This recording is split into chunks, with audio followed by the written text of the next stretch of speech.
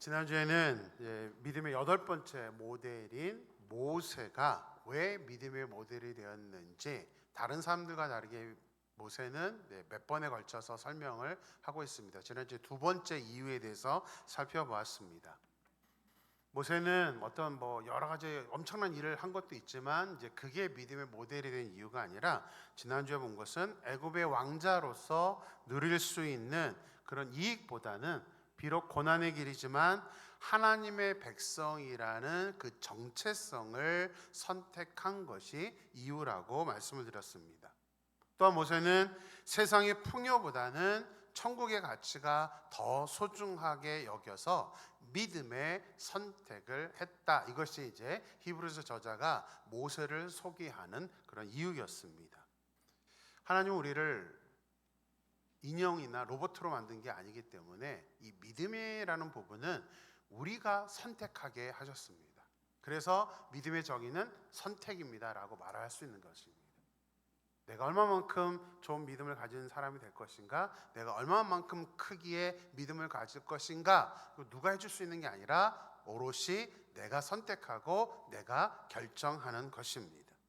그래서 우리 모세가 그랬던 것처럼 하나님의 자녀라는 정체성을 선택하며, 무엇보다도 우리가 세상 안에서 살아가면서 세상의 것을 많이 누리는 거 당연한 모습이지만 그게 하나님의 가치보다 앞서지는 않고, 어떻게 하면 내가 하나님의 자녀로서 하나님을 더 소중하게 여기면서 살아갈 것인가를 선택함으로 말미암아 정말 하나님이 기뻐하시는 그런 믿음의 모델이 되기를 주님의 이름으로 간절히 축원합니다.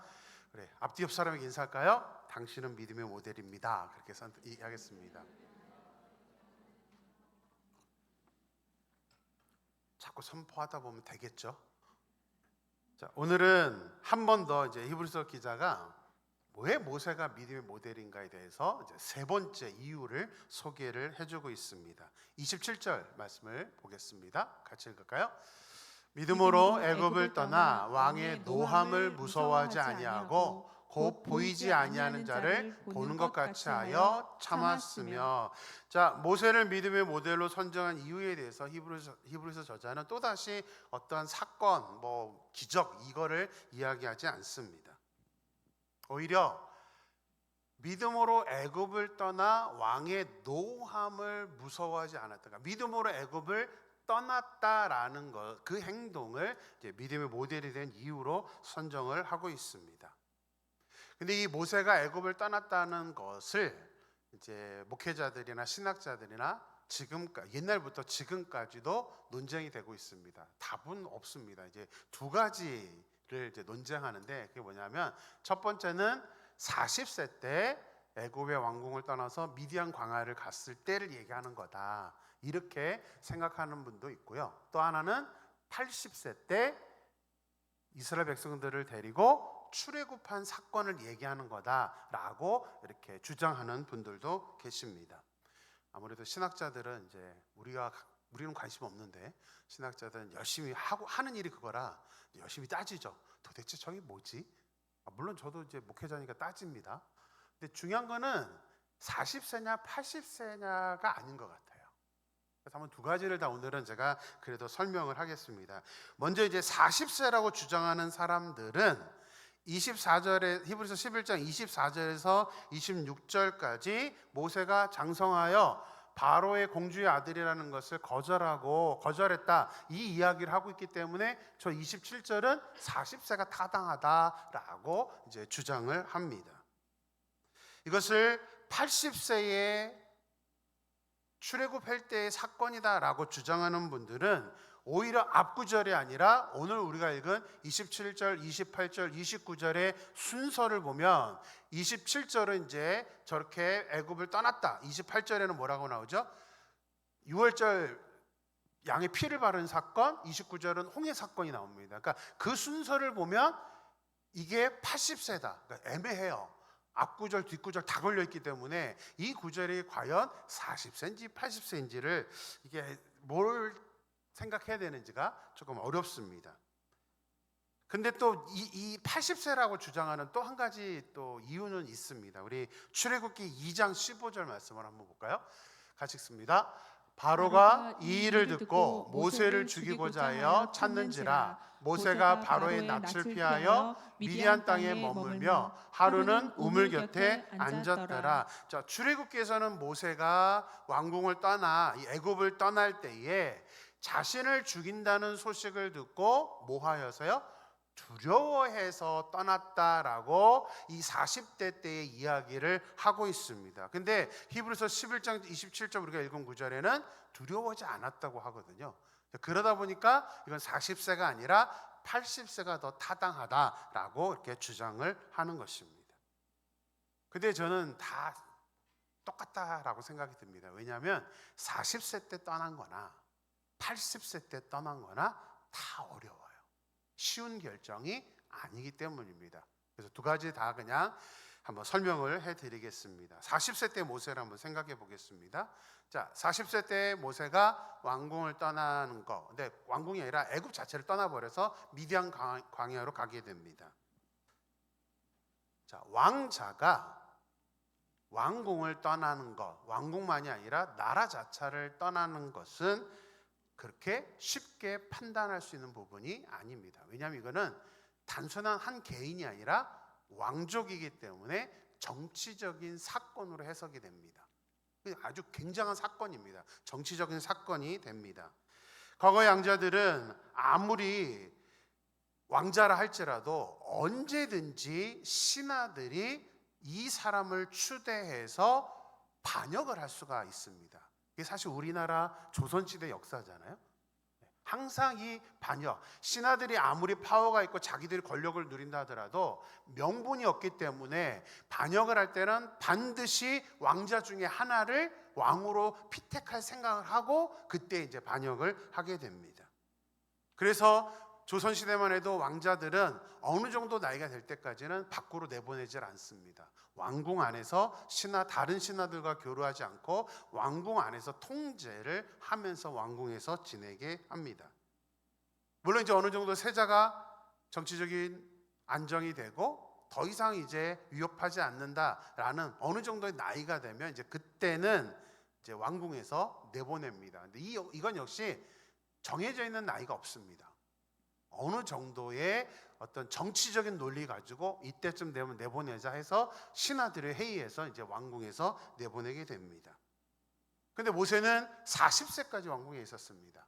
조선시대 역사에 40세까지 왕궁에 있는 왕자들은 없었습니다. 근데 지금 모세는 40세까지 있는데 이유가 있습니다. 우리 사도행전 7장 22절 성경은 또 이런 것도 설명이 되어 있는데요. 같이 한번 읽어보겠습니다. 모세가 애굽 사람의 모든 지혜를 배워 그의 말과 하는 일들이 능하더라. 자, 사도행전의 표현을 보면 모세가 40세까지 왕궁에 있었던 것은 단순히 그냥 궁에 살고 머무는 것이 아니라 여러 애굽의 어떤 지혜와 어떤 학문적인 그런 정치적인 것을 배웠다라는 이유로 설명을 하고 있습니다. 모세는 어떤 분들은 이제 모세가 왕이 될 위치에 있었다 이렇게 설명하는 분도 계시긴 하는데요. 모세는 엄밀히 말하면 왕이 될 자격이 없는 사람이었습니다. 왜냐하면 보통 왕이 되면 누가 되죠? 왕의 아들. 그렇죠? 모세가 바로 왕의 아들이었나요? 물론 이때 입양된 건 있는데 누구에게 입양이 됐습니까? 처음 듣는 얘기인가요? 누구에게 입양됐죠? 바로의 딸, 공주에게 입양이 됐기 때문에 순위가 올라갈 수가 없습니다. 모세는 왕이 될 수는 없습니다. 근데 오히려 그게 모세에게는 좋은 기회가 됩니다. 왜냐하면 왕은 안 되더라도 공주의 아들이기 때문에 얼마든지 정치적으로 높은 위치까지 일을 할 수 있는 자격이 주어집니다. 높은 관직에 오를 수 있는, 또 왕자로서의 교육을 받을 수 있는 그런 자격이 되는 거죠. 하지만 모세는 그 기회를 내려놓습니다. 40세 때 얼마든지 더 많은 일들을 할 수 있음에도 불구하고 모세는 그것을 내려놓는 거죠. 근데 사실 내려놓는 것보다 더 어려운 것은 애굽을 떠나는 것입니다. 바로 왕이 모세를 좋게 볼 일이 없습니다. 어느 왕자가 애굽을 떠나겠습니까? 저 무슨 반역하려고 하는 거 아니야? 나가서 어떤 세력을 구축하려는 거 아니야? 얼마든지 몰릴 수 있는 그런 결정입니다. 그래서 아무도 왕자들이 나라를 벗어나는 일은 없습니다. 그렇다면 왜 모세가 애굽을 떠났던 것일까요? 성경을 좀 읽은 분들은 바로 답이 나오죠. 뭐 때문에요? 모세가 애굽 군사를 죽였기 때문에. 히브리 노예를 보호하기 위해서 애굽 군사를 죽였기 때문이다. 우리 이렇게 생각하는데 그것 때문에, 단순히 그 이유 때문에 애굽을 떠난 것은 아닙니다. 자, 이제 좀 설명을 드릴게요.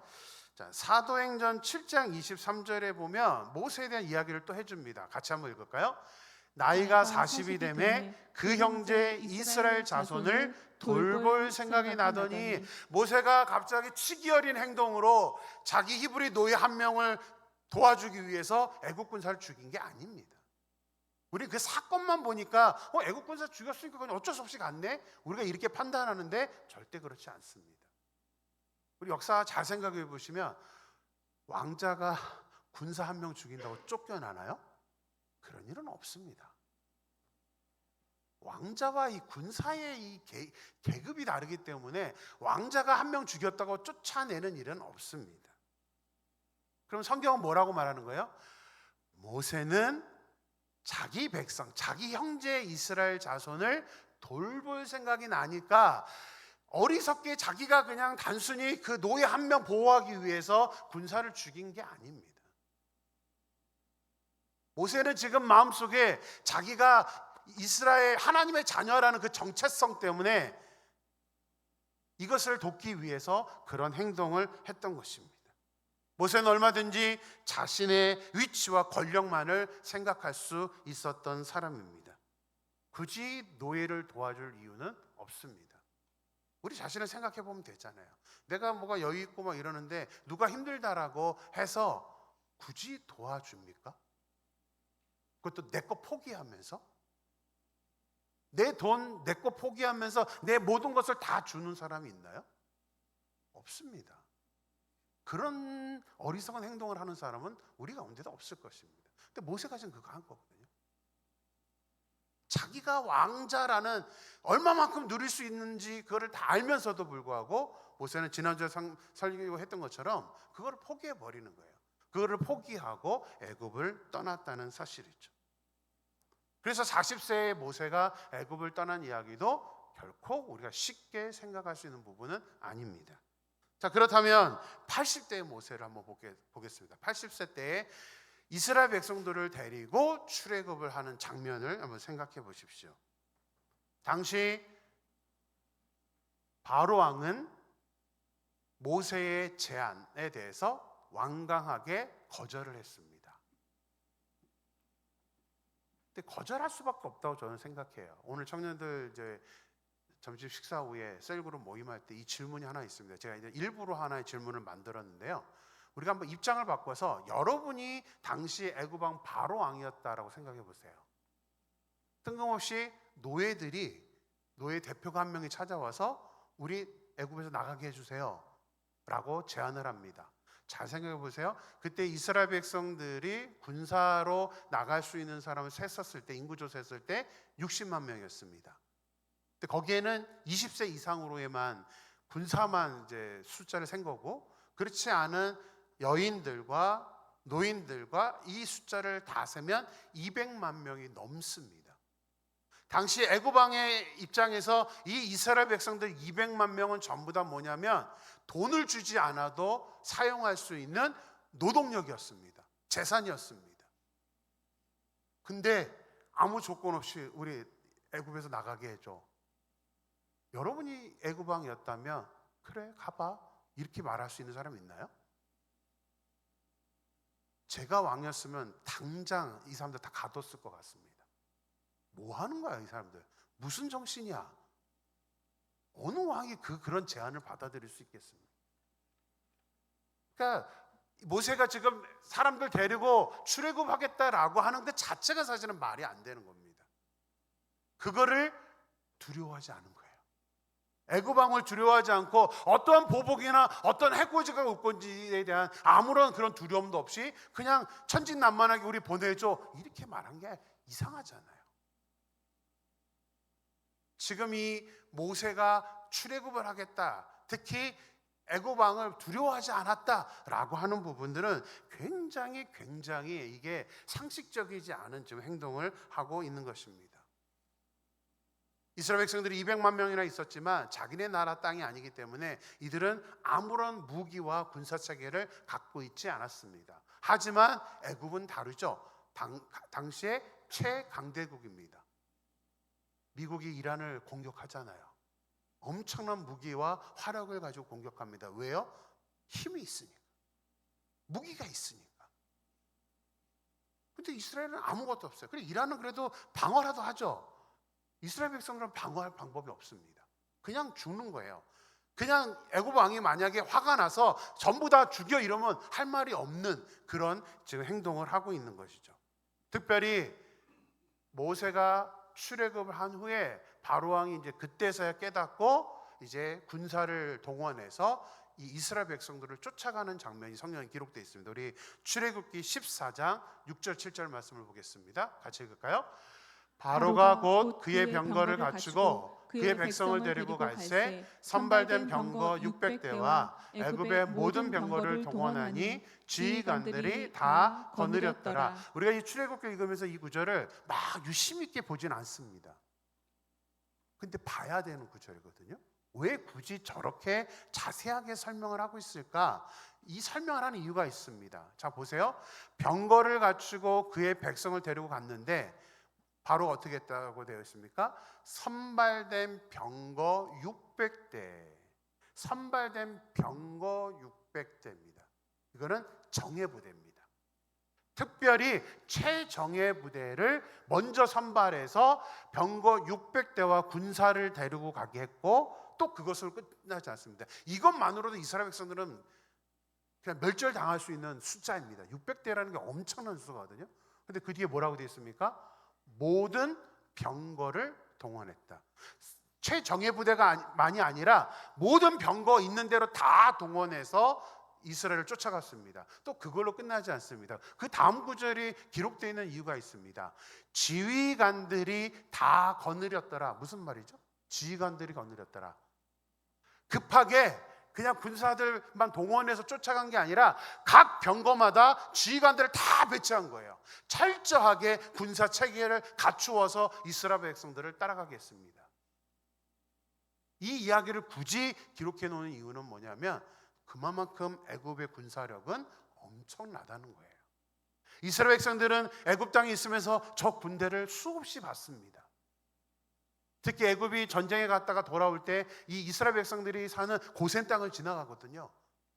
그 엄청난 위용과 저 군사들을 봤습니다. 그런데 어떻게 모세가 안 무서워합니까? 아무 무기도 없는 모세가 왜 저들을 두려워하지 않았다라고 성경은 그것을 믿음의 모델이 되는 이유라고 설명을 하고 있는 걸까요? 그만큼 쉽지 않다라는 것을 설명하기 위해서입니다. 이것은 쉽지 않다가 아니라 사실은 impossible입니다. 모세가 애굽 왕을 두려워하지 않고 떠났다는 것은 불가능한 일입니다. 어느 누가 그것을 할 수 있겠습니까? 자, 그러면 어떻게 모세가 두려워하지 않을 수 있었을까?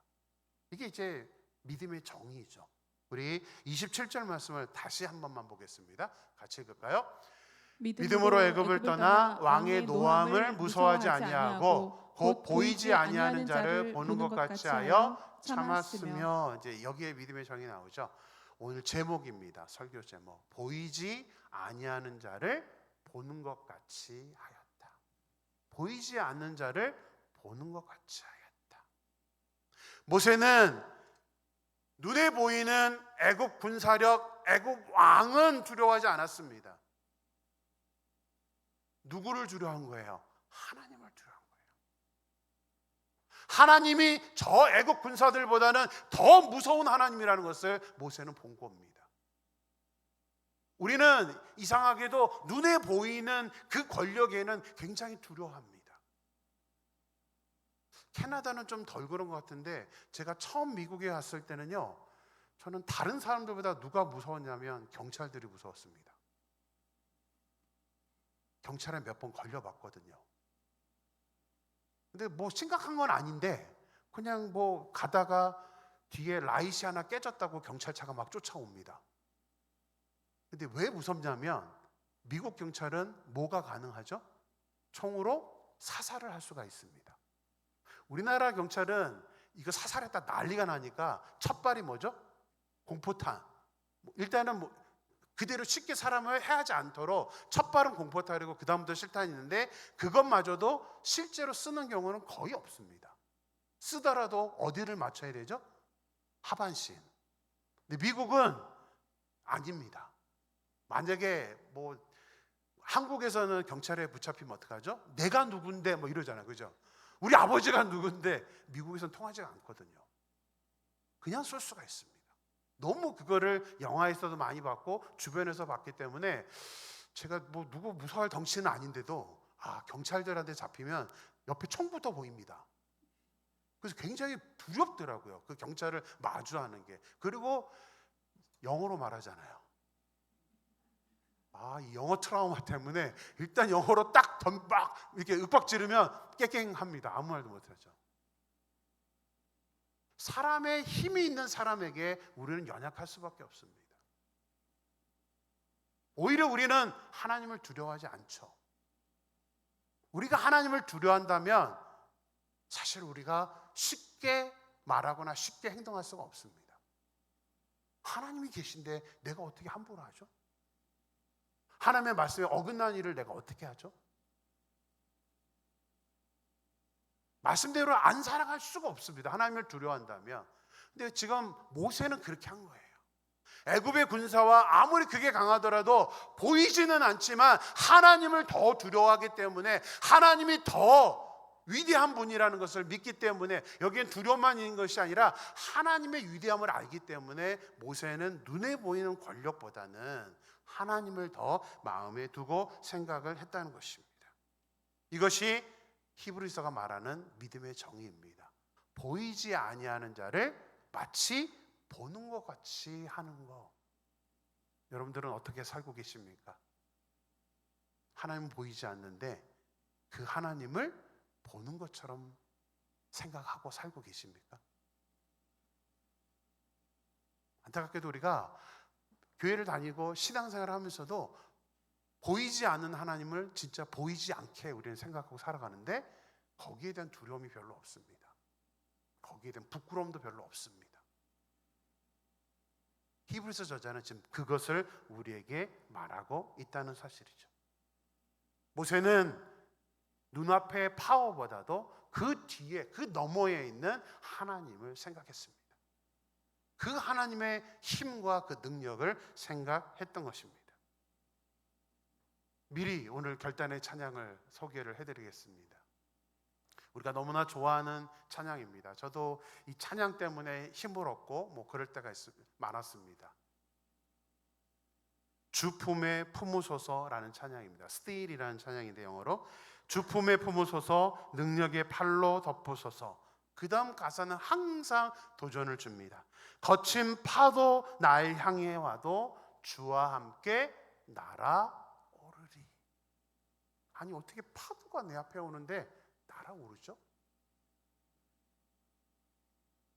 그 후렴 가사는 더 또 놀랍죠. 폭풍 가운데 잠잠하게 주를 봅니다. 폭풍 가운데. 아니 이 거대한 폭풍 가운데 우리가 어떻게 주님을 볼 수 있습니까? 그게 보이는데 이 엄청난 폭풍을 볼 수밖에 없는데 어떻게 그 너머에 계신 하나님을 볼 수 있느냐라는 사실이죠. 우리의 눈에는 눈앞에 보이는 게 보일 수밖에 없습니다. 여러분들 지금 현재 각자의 상황들은 다 다릅니다. 여러분들의 눈에는 지금 여러분들 앞에는 뭐가 보이십니까? 나를 압박하는 경제적인 문제, 나를 비난하는 사람들의 눈초리, 도저히 나아질 것 같지 않은 그런 한계, 해결되지 않는 신분 문제, 의도를 가지고 소망을 가지고 캐나다 왔는데 내가 생각한 것과 너무 다른 우리들의 현실. 사실 살다 보면 그게 보이죠. 그게 먼저 보이지 그 너머에 계신 하나님을 우리가 본다는 게 결코 쉬운 일이 아닙니다. 하지만 모세는 폭풍 너머에 있는 하나님을 보았던 것입니다. 보이지는 않지만 그 너머에 계신 하나님을 바라보았기 때문에 눈앞의 권력에 굴복하지 않았던 것입니다. 저는 간절히 소망합니다. 이민생활 누구나 다 힘듭니다. 편하다고 할 수가 없습니다.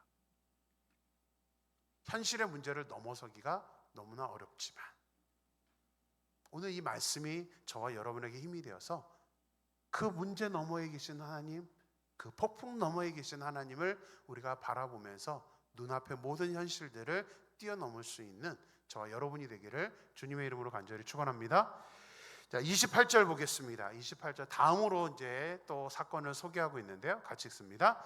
믿음으로 유월절과 피 뿌리는 예식을 정하였으니 이는 장자를 멸하는 자로 그들을 건드리지 않게 하려 한 것이며. 자, 히브리서 저자는 이제 출애굽할 때에 바로 직전에 장자의 사건을 클로즈해서 우리에게 소개를 하고 있습니다.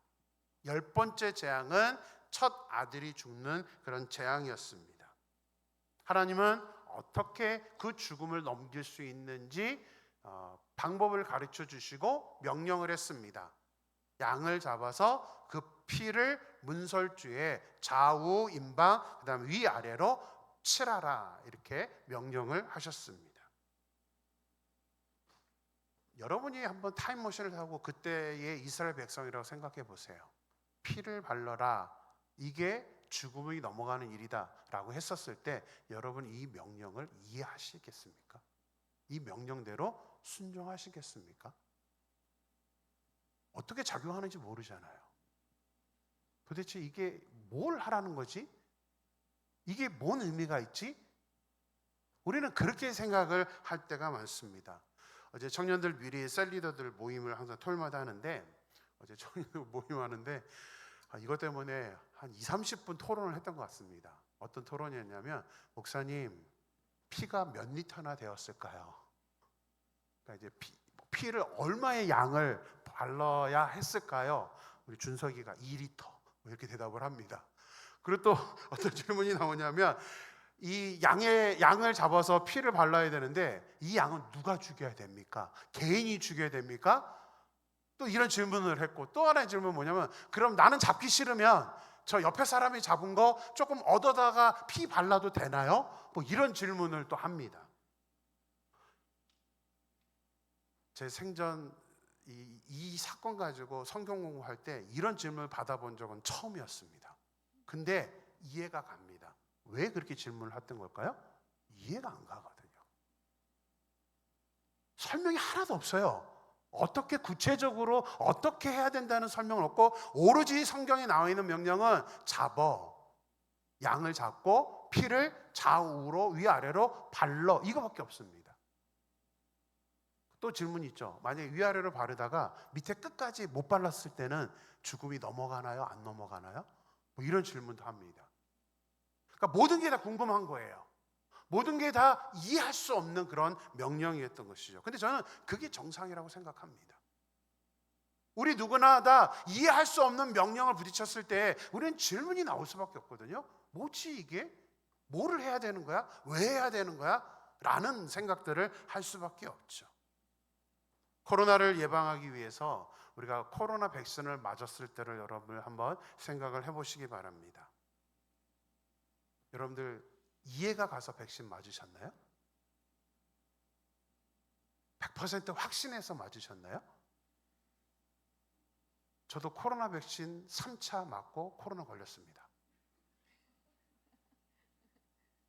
절대 안 걸릴 거라고 정말 믿고 맞았는데 아시죠? 코로나 백신 맞는 사람마다 증상이 다르는데 저는 한 3일 고생했거든요.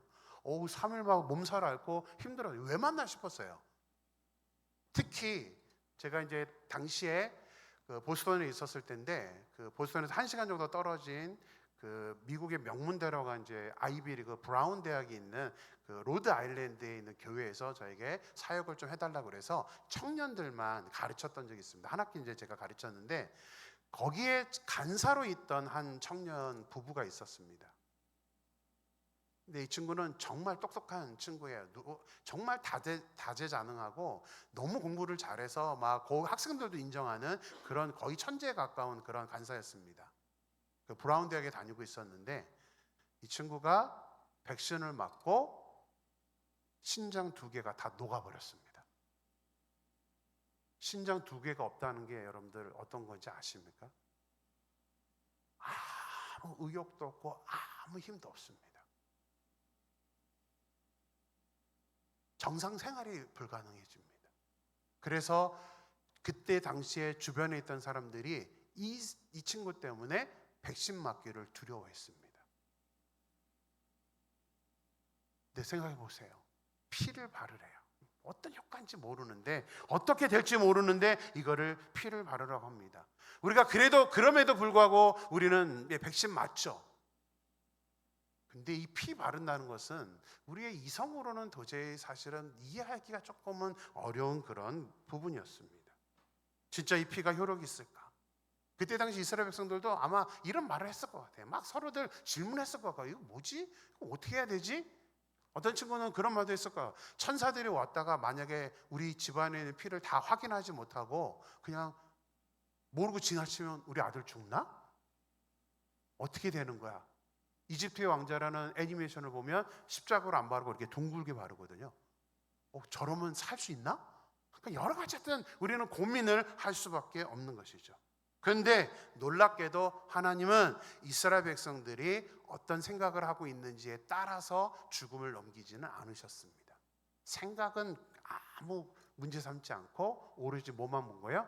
피를 발랐느냐 안 발랐느냐, 순종했느냐 안 했느냐만 보면서 죽음을 넘기셨습니다. 믿음은 우리가 엄청나게 대단한 사람이 되는 게 아닙니다. 완전히 다 이해해서 우리가 다 알고 행동하는 것을 믿음이라고 말하지 않습니다. 믿음의 대부분은 우리의 이성과 우리의 감정과는 다른 게 많습니다. 하나님의 말씀이 이해가 되십니까? 그동안 믿음의 모델로 설명했던 사람들의 태도를 우리가 이해할 수 있습니까? 우리가 따라할 수 있습니까?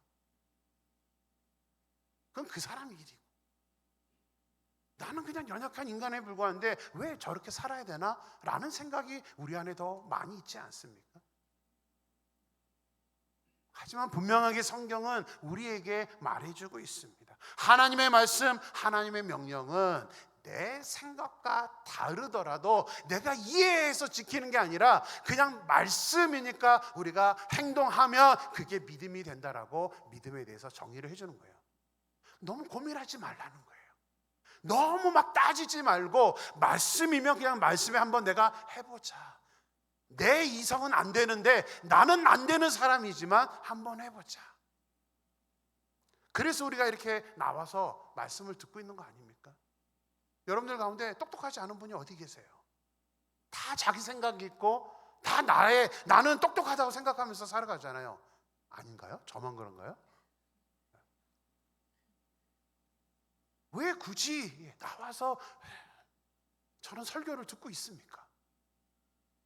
우리가 이런 말씀을 듣는 이유는 몰라서가 아니라 또 다시 한번 이 말씀이 선포될 때, 그렇지 내가 생각하지 못했던 것이 있거나 아니면 오늘 말씀을 통해서 내가 어떻게 살아야지 하면서 나의 삶의 태도에 한번 말씀을 적용하기 위해서 나오는 거예요. 그런 모습이 없다면 사실 우리의 예배는, 이 설교는 아무 의미가 없습니다. 믿음이라는 건 그런 거거든요. 내 생각하지 않고 말씀하네? 그럼 해봅시다. 말씀이니까 순종해 봅시다. 이 자세가 바로 믿음의 자세라고 이제 설명을 우리에게 하고 있다는 것이죠. 간절히 소망합니다. 이해하려고 하지 마세요. 정말 이해 안 됩니다. 제가 설교하면서 저도 이해가 안 갑니다. 어떻게 순종해야 하느냐 이해되지 않습니다. 어떻게 왕의 신분을 내려놓습니까? 이해 안 됩니다. 어떻게 물질을 내려놓고 어떻게 고난을 선택합니까? 이해되지 않습니다. 세상 안에서 살고 있는데 세상의 것 당연히 필요한데 어떻게 세상의 것을 내려놓습니까? 이해 안 됩니다. 하지만 이해하려고 하는 것이 아니라 말씀이니까 순종하다 보면 그것이 실제로 우리의 삶에 나타나게 되고, 그렇게 살게 되었을 때에 우리의 믿음이 하나님께 영광이 되며 사람들에게 믿음으로 인정이 된다는 사실입니다. 저 여러분이 정말 말씀 그대로 순종할 수 있게 되기를 주님의 이름으로 축원합니다. 이제 마지막 9절입니다. 29절 같이 한번 읽어보겠습니다. 믿음으로 그들은 홍해를 육지같이 건넜으나 애굽 사람들은 이것을 시험하다가 빠져 죽었으며. 자, 히브리서 저자는 이제 우리가 알고 있는, 드디어 우리가 알고 있는 홍해 사건을 얘기해 줍니다. 그런데 이 홍해 사건에 히브리서 저자는 두 그룹을 비교해서 대조적으로 날카롭게 우리에게 보여주고 있습니다. 바로 이스라엘 백성들과 애굽 군사들, 이렇게 나누어서 설명을 하고 있습니다. 이스라엘 백성들은 믿음으로 건넜고 애굽 군사들은 시험하다가 빠져 죽었다, 이렇게 설명을 하고 있습니다. 이건 좀 설명이 필요합니다. 똑같이 바다에 들어간 거는 맞습니다. 똑같아요. 어떤 부분을 보면 이스라엘 백성들이 다 홍해에서 빠져나간 다음에 애굽 군대가 들어간 거 아니냐 이렇게 보지만, 성경을 자세히 보면 동시에 그 안에 있었습니다. 하나님은 의도적으로 동시에 그 둘이 그 바다 안에 있는 모습으로 그려놨습니다. 그런데 잘 생각해 보시면 둘의 대조적인 차이가 나타납니다. 자, 우리가 일반적으로 제부도 가보신 분들 계시죠? 제부도도 오후가 되면 바닷물이 갈라지고 땅이 나타납니다. 근데 그때는 어떤 땅이 나타나냐면 물이 높은 게 아니라 물은 없어지고 땅만 나타납니다. 근데 홍해는요, 그런 모습이었을까요? 아닙니다. 그림을 잠깐 보시면 이런 모습입니다. 여기에는 물이 홍해의 깊이만큼 물기둥이 되어 있습니다. 그 가운데 땅만 있는 겁니다. 이스라엘 백성들 입장에서도 저기 건너가 그러면, 제가 그 당시 이스라엘 백성이었다면 저기 건너가야 돼요? 저 물이 덮치면 어떡하는데요? 특히 저는 물에 대한 공포가 좀 있거든요. 그래서 저기 건너가라 그러면 저걸 과연 믿음으로 건너갈 수 있을까? 아마 저도 고민했을 것 같습니다. 하지만 이스라엘 백성들은 어떻게 했다는 거예요? 저기를 건너갔습니다. 근데 누구도 건너가요? 애굽 군사들도 건너갑니다. 근데 차이가 있죠. 어떤 차이냐면 이스라엘 백성들은 하나님께서 저 사이를 건너가도 물로 덮지 않을 거라는 믿음 때문에 건너간 겁니다. 근데 애굽 군사들은 뭐 한 거예요? 하나님의 존재에도 믿지 않기 때문에 쟤네들도 저기 건너네?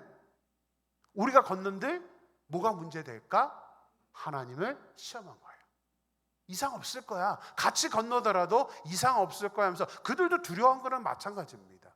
하지만 그들은 하나님을 믿지 않으니까 그냥 저 상태로 있을 거라는 엉뚱하게 하나님을 시험하는 모습으로 건너간 겁니다. 그런데 물이 어떻게 됩니까?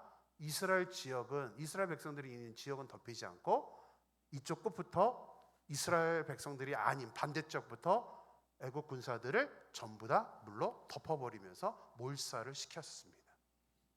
히브리서 저자는 이 얘기를 하는 거예요. 어떠한 모습으로 우리가 갈 거냐. 근데 이게 애굽 군대와 이스라엘 백성들을 구분해 놓는 모습이기도 하지만 사실 현 시대 우리에서도 이 두 모습은 다 있습니다. 우리가 믿음으로 하겠다 했었을 때 우리 마음 중심에 뭐가 있느냐죠. 정말 믿음으로 하나님이 하실 거야 라는 것을 믿고 우리가 발걸음을 내딛는 것인지, 아니면 뭐가 될까? 일어날까? 그런 어떤 의심 속에서 행동을 하느냐를 대조하는 겁니다. 그때 당시의 모습과 지금 우리들의 모습을 투영하고 있다는 사실이죠. 사랑하는 임마누엘 성도 여러분, 믿음은 보이지 않는 하나님을 그대로 믿고 움직이는 겁니다. 그래서 모세는 권력도 두려워하지 않았고 이스라엘 백성들도 그 물기둥을 보면서도 두려워하지 않고 믿음으로 건넜던 것입니다. 그런데 우리가 그게 잘 안 됩니다. 히브리서 저자가 이렇게 이야기를 설명을 하고 있는 이유가 뭐냐면 우리가 그렇게 살기가 어렵기 때문에 그렇거든요. 믿음으로 100% 확신하고 우리가 발걸음을 내딜 수가 없기 때문에 그렇게 하라고. 우리가 아까 찬양을 불렀습니다. 찬송가 한 곡을 같이 우리 헌금을 위해서 찬송가를 불렀는데 제가 그 곡을 선곡한 이유가 있습니다. 사실은 이 찬송가를 부를 때마다 우리 뭐 이렇게 부르지만 사실은 참 부끄럽고 두려운 찬송가 중에 하나입니다. 우리 2절 가사를 잠깐 보시면 왜 너 인생은 언제나 거기서 저 큰 바다 물결 보고 그 밑 모르는 깊은 바닷속을 한번 헤아려 안 보나. 우리의 모습이잖아요. 깊은 바닷속, 그 너머를 우리는 보기보다는 그냥 눈앞에 보이는 거 있잖아요. 3절은 더 부끄럽게 만듭니다. 3절은 이렇게 되어 있습니다. 그 다음 가사를 보여주세요. 3절. 많은 사람이 얕은 물가에서 저 큰 바다 가려다가 찰싹거리는 작은 파도 보고 마음이 졸여서 못 가네. 우리의 모습을 너무 잘 반영해 놓은 찬양입니다. 우리가 두려워서 못 건너간다고 하거든요. 돈이 필요한데요. 이거 하려면 이게 필요한데요. 이게 어떻게 가능하죠? 우리는 계산하고 따지거든요. 저도 부끄러운 게 어떤 일을 하려고 할 때 아무래도 저도 계속 그렇게 사람들 눈치를 보게 되고 그럴 수밖에 없습니다. 그냥 건너가 보면 되는데 그게 잘 안 돼요. 결국은 물가에서 더 한 발짝을 옮기지 못하고 뒤돌아서는 포기하는. 근데 더 문제는 그게 부끄러움을 모르는 거예요. 그게 부끄러운 내 모습이라는 생각은 하지 않고 어쩔 수 없어. 후렴은 뭐라고 되어 있습니까? 언덕을 떠나서 창파에 배띄워 내 주 예수의 은혜의 바다로 내 마음껏 쳐가라. 굉장히 시적으로 표현했는데 그 말은 뭐냐면 두려워하지 말고 얕은 물가에서 더 이상 막 고민하지 말고 그냥 먼저 뛰어들어 보라는 거예요. 근데 억지로가 아니라 은혜의 바다로 마음껏 한번 저어가봐라. 이렇게 우리에게 설명하고 있는 것입니다. 간절히 소망합니다. 오늘의 말씀을 준비하면서 저 스스로에게 먼저 하나님이 주시는 말씀이라고 생각하고 도전해 봤습니다. 과연 나는 그냥 정말 하나님이라고 생각하고 하나님이 보이지 않지만 하나님이 해주실 것을 믿고 과연 그냥 창파에 배를 띄우고 있는 그런 사람인가? 아니면 여전히 돈 생각하고 사람들 생각하고 해야 되나 말아야 되나 고민하고 있는 그런 모습은 아닌가? 간절히 소망합니다. 모세와 같이 보이지 않는 그 하나님이지만 내 눈에 보이는 것처럼 그 하나님을 믿음으로 우리가 담대히 나아갈 수 있는 저와 여러분이 되기를 주님의 이름으로 간절히 축원합니다. 이제 우리 같이 한번 이 찬양, 결단의 찬양을 드리며